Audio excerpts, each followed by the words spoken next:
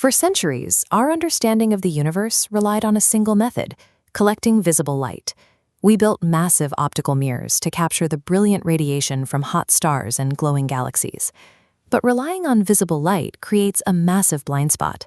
When looking between those bright objects, optical telescopes show only a dark, empty void. That emptiness is an illusion.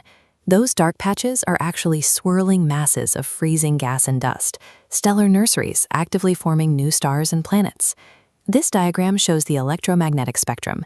To see through that dust, we have to move past visible light entirely and detect much longer millimeter and submillimeter wavelengths.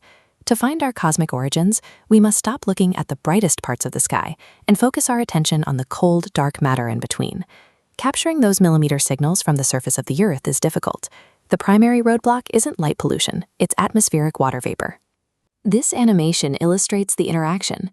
Atmospheric water vapor acts like a sponge, absorbing these fragile radio signals before they can ever reach a telescope on the ground. Because of this absorption, building a millimeter telescope at standard elevations or in typical climates is a scientific impossibility. The signals simply vanish.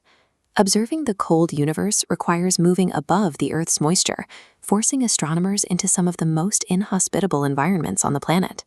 The geographic solution is the Chajantor Plateau in Chile's Atacama Desert.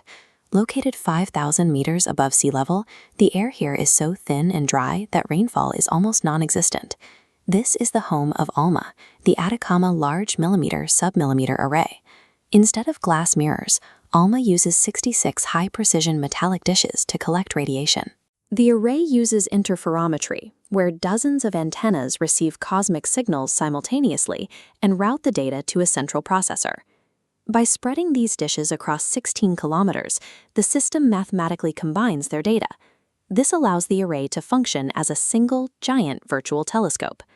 This distributed engineering allows humanity to bypass the atmosphere and capture the universe's faintest millimeter signals with incredible detail.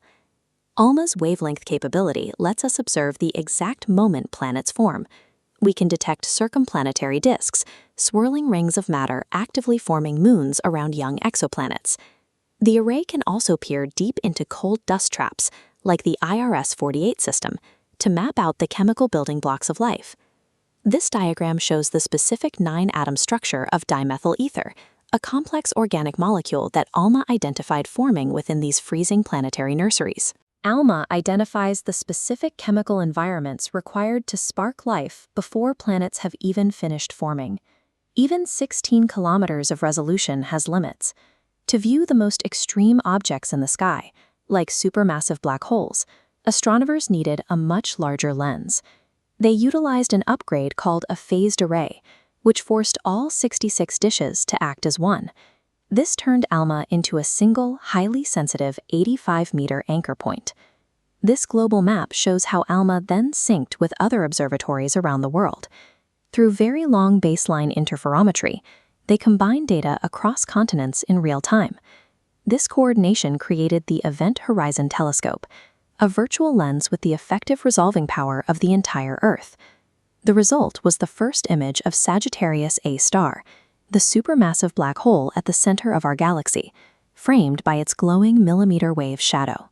By mastering the absolute coldest wavelengths from Earth's most punishing desert, humanity can now see both the chemical genesis of life and the most extreme gravity in the cosmos.